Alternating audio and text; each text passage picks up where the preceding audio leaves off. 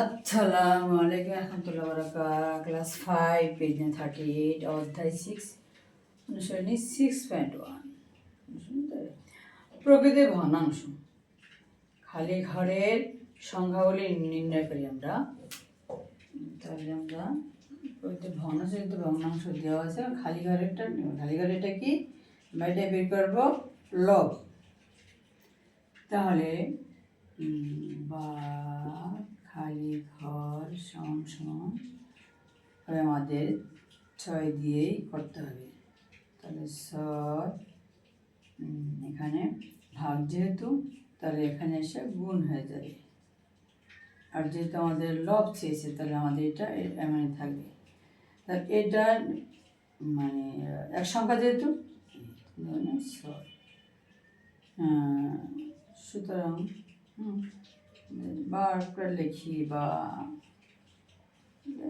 দরকার পড়ে না, দিলাম। সুতরাং খালি ঘর সমান 2, দেখবেন এই 2 লিখে দিলাম। ঠিক আছে, আমাদের কী বলছে?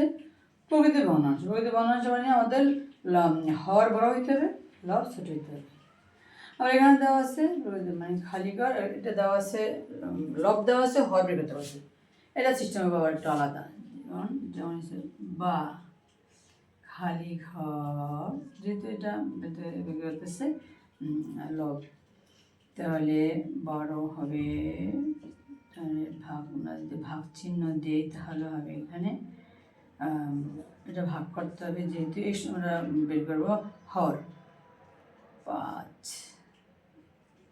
বা খালি ঘর সমান 12 গুণ দিয়ে উপরে উড়াইতে হবে এটা 4, 4 3 4 12।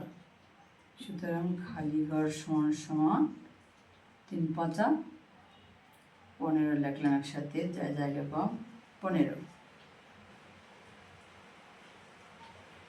তাহলে কি আমাদের হর 15, আমাদের প্রকৃত ভগ্নাংশ হয়ে গেল হর বড় লব ছোট, হর বড় লব ছোট।